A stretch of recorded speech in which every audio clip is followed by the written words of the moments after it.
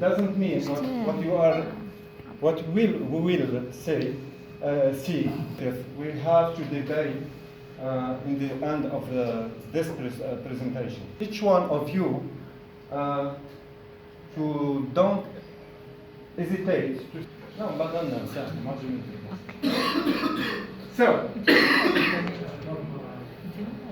also, I think that it's important to clarify. Focus on him, Kenina. Yeah, this important point.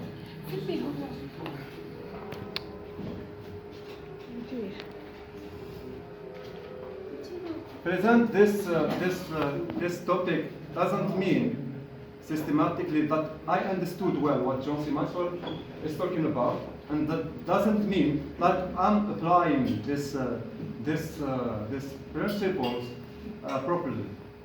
It just means that I'm trying to improve myself as you are doing. So, we will first of all talk about this man with that beautiful smile, John C. Maxwell. And just not about anyone. We are talking about someone who is an international man. Second, internationally recognized as leadership expert. Someone who is speaker and author, who sold more than 20 million books worldwide. And we can mention some books from John C. Maxwell, written by John C. Maxwell, as Winning with People, the 21 Irrefutable Laws of Leadership. And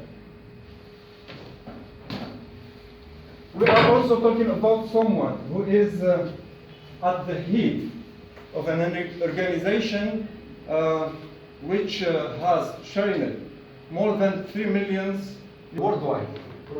Yeah.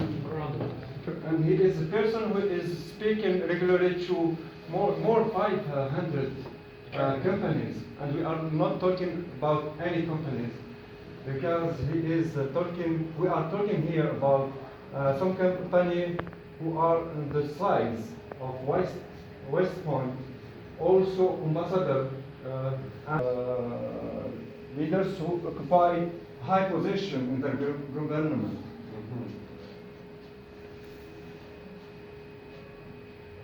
He is a person also who was recognized as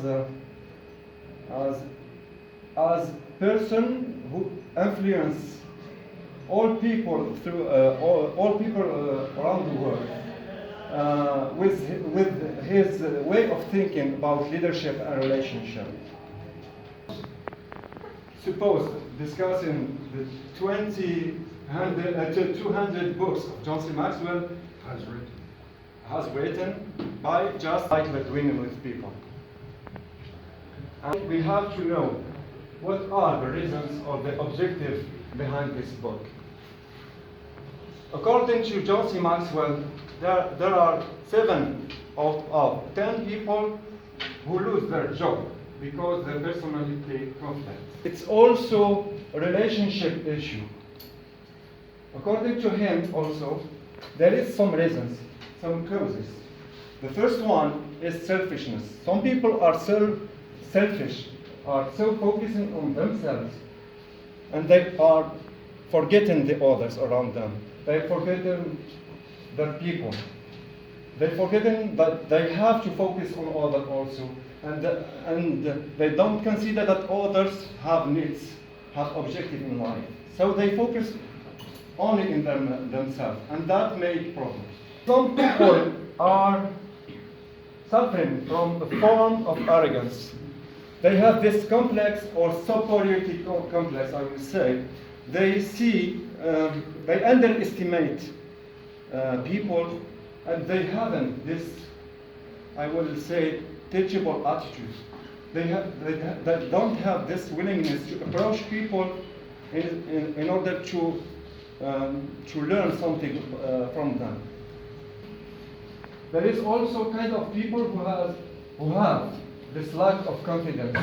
People who stick on their comfort zone. They are living, how to say it, isolate. In isolation. Isolation from others, yeah. And they, because they have this lack of confidence, they prefer work alone. Are ignorance. And they have this kind of awareness, I will say. They aware what is the impact of their ability to rely on people. They don't see the objective to rely to people. And that leads to two cases. The first one, that encourage people to isolate themselves, and they start to work alone. They avoid people. They avoid to share their opinion with the others. And also that leads to having this, I will say, conflictual relationship with others, and that leads us to failure. According to John Maxwell and others experts, when you ask successful CEOs, entrepreneurs, and top sales people, and even men of religion, what is the characteristic? What characteristics is most needed for success in leadership? They will tell you directly, without any doubt, without any hesitation. They will tell you the ability to rely to people. And there are this survey making by by Carnegie Foundation, which is saying that success is based on the ability to rely to people, and that represents 85%. This survey is saying that 15% only is required to succeed in life. So it's not what we are thinking. Yeah, I'm not saying, just make clear things. I'm not saying that skills are not important. Skills are important. When you are skilled and you have this ability to share with people your knowledge, that means you can contribute to adding value. But if you are skilled and you don't have this ability to share your knowledge with people, that doesn't mean anything.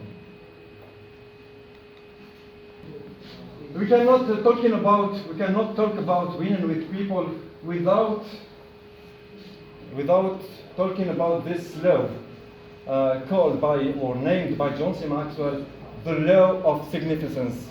And this law is saying that one is too small a number to achieve greatness. I think for me, it's make a big or deep sense.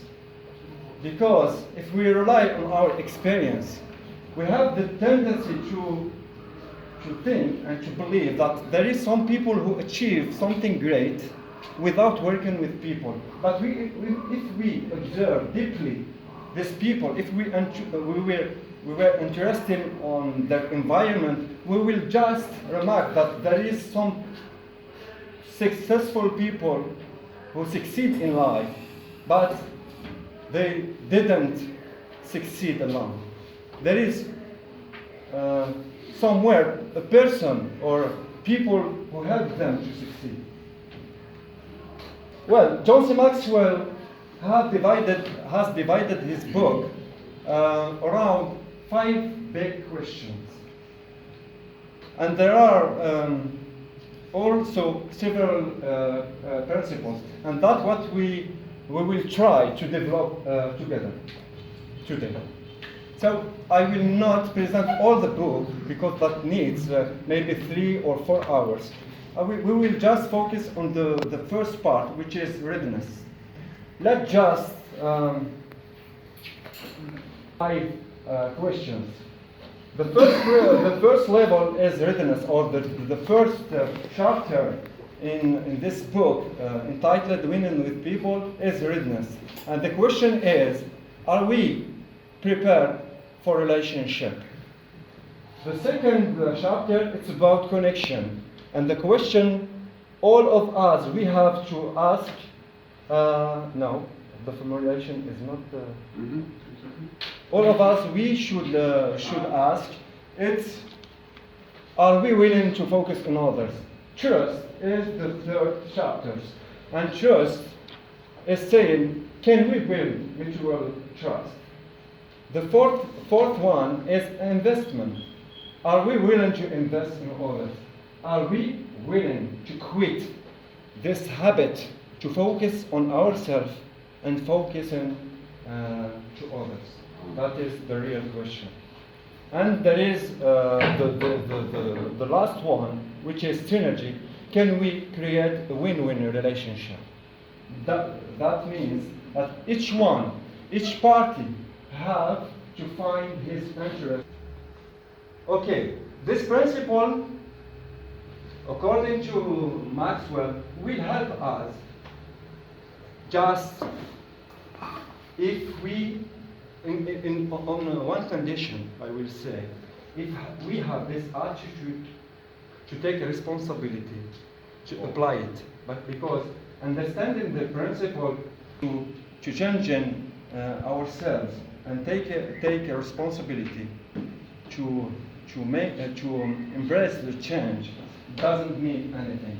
So it's required, I will say, motivation and also courage to go through this principle, because as John Maxwell qualified, this principle will be brutal for you, because this principle will allow you to discover your real image. So this principle will help us to understand others. So the focus is in others. They also will help us to understand ourselves. But the question is, from where I have to start? Do I have to start from myself to understand others? Who? Or okay. Or I have to start from others, from understanding others to understand myself. And we will, I think, things will be clear when we will move on in this presentation. So I said that the first level is readiness. It's our topic today. It's our today. Readiness is divided to 5 people principles, as John C. Maxwell have making this concept. The first is the lens principle. The second is the mirror principle. The third one is the pain principle. Sorry. The fourth one is the hammer principle, and the last one is the elevator principle. Let's begin by the first one, the lens principle. And the first question we have to ask ourselves, who we are? No, sorry. This principle is saying that who we are determines how we see others. Of course, it's a matter of perception. The question is, what is my perception of others? The lens principle is all about our perception, how we see others. So, the first, I will say, responsibility we have to take is to know in ourselves who I am. Who am I? Because according to John C. Maxwell, who you are determines what you see. And remember, because all points are related, or John C. Maxwell related all points to illustrate well these points. And he told us about this story, or his friend's story, I will say. The person who was looking through a window and he was facing a big mountain, and he asked his friend to look through this windows. And his friend said, I'm not saying anything because there is a mountain who are on my way. What I'm saying is not systematically what could people see after you. Secondly, who you are determines how you see others. And he told us about his wife, Morgan. Is it Margaret? But once he had a discussion, he was having discussion with his friend, some of his friends. And when he finished his discussion with his man, she asked him, what about this person who was wearing the blue sweater? Yeah. He said, which one? What blue sweater? Who blue weather? Sweater, yeah. That means that each one have his perception. For John Maxwell's wife, details is important. She is aware about what people are wearing. For John Maxwell, what is important is to look maybe inside the people, what they are, their way of thinking. So it can differ from you to another person. It's about you also, and who you are determine how you view life. There is also a story told by John Maxwell. Also his friend. It was a brilliant person who, through his life, were forced to change his town 7 times, I think. To move to another town. Yeah, he moved from a town to others 7 times. And John Maxwell approached this man and asked him this special question, I will say. For you, what will be the best town? He said, the current town. That means that as a human being, we have to enjoy our life. And all things, it's about our perception. You can consider that your past is better than your present, and you can also consider your present better than your past, and better than, you can not hope that your future will be better. It's kind of attitude. If you have, will enjoy the current moment, I will say. The fourth point is about always you, because who you are determines what you, I'm not saying do. What you do, yeah. What determines what we do? In fact, what determines what we do, it's our experience in life. Some people, or the majority, I will say, of people, will rely on that experience, that past, and that will influence their way of reaction or way of reacting with people. So it's a matter of experience in life. The real question we have to ask, what determines who we are? According to John Maxwell, there is something which is a relationship with, in fact, we inherit a part of what we are from our parents. It's neither we determine that. And I think that I judge that we have not the hand. We cannot change this. So let's finish. Because according to John Maxwell, what determines who we are, it's our self-image. Some people feel their selves, I will say, important in life. and they will consider themselves that they are so important that they forget and they neglect or they ignore completely the others. So it will be more properly to set the real image, self-image, that considering that you people around you have their own. I will say that this self-image can damage a relationship if we consider ourselves without considering people, which can interfere in this level is experience in life. And experience in life, according to John Maxwell, has nothing to do with age. He said in this way, getting older doesn't mean you are getting better. And I will say also that respect that has nothing to do with age.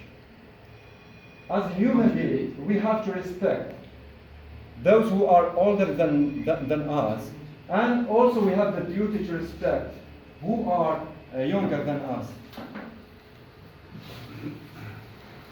The first element which can interfere also in this concept, I will say the right attitude. And the attitude we adopt is relying directly or indirectly on our experience in life. So John C. Maxwell is saying in this case that he is underlining evaluated experience. That means if we made mistake in the past and we go through this mistake without analyze this mistake, that doesn't mean anything. That doesn't mean that we are improving ourselves. So we have to take this break to stop in this mistake, analyze what work and what doesn't work. Mm-hmm. In this way, we can improve ourselves. It's about experience, and that will influence us to adapt, describing ourselves in this process, this improvement process, self-improvement process. Mm-hmm. It's about maturity. It's about wisdom. If you have this lack of maturity, you cannot just consider that you are in mistake, you are wrong. Sometimes we are wrong, and we know that we are wrong. And I'm including myself when I'm taking this example. Sometimes we know that we are wrong, but we have this lack of courage to admit that we are wrong, and we have to correct ourselves. So that's why John C. Maxwell is telling us that this principle, as our classmate said it the previous session, I think, she said that this principle can work anytime. Each time we use this principle, we can be sure that they work for us. But John C. Maxwell set a condition for that. He said, it can work for anybody. It can work for me, it can work also for you. But in one condition, absolute condition, if we have this, I said, the courage to subscribe ourselves in this self-improvement, this ability to evaluate ourselves, to improve our point, we have to improve. She said also that there is another element which will influence you. It's about your friends, your close environment. I will say that greatness comes from great people.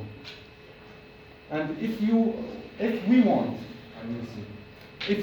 to, it's remarkable, we have to be close to remarkable people. An equation we have to respect if we want to produce greatness in life.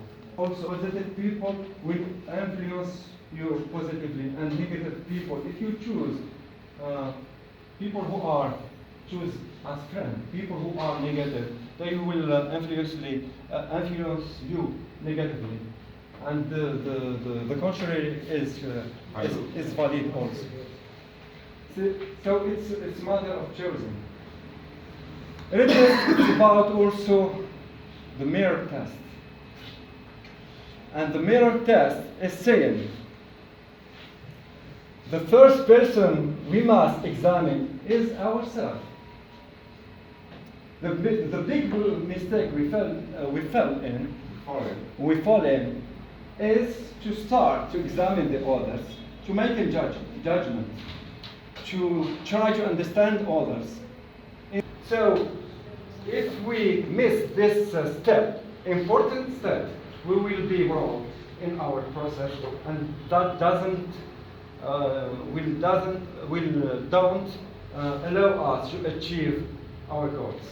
So, the first, on your mind, but the first person we have to examine is ourselves, first of all. The question I must ask myself: have I examined myself and taken responsibility, as I said earlier, for who I am? It means when you work in yourself and you are trying to discover yourself, if you discover yourself, you have courage to change your way of thinking, your way of reacting with people. The first person I must know is myself. It's a matter of awareness. Some people aware themselves. They think that they know themselves, but in fact they don't know themselves. They don't know the real image, the real image. The third person I must get along is myself. And Maxwell said in this point something which is mindful, meaningful, something which is powerful also. He said that people who are not comfortable with themselves cannot be comfortable with others.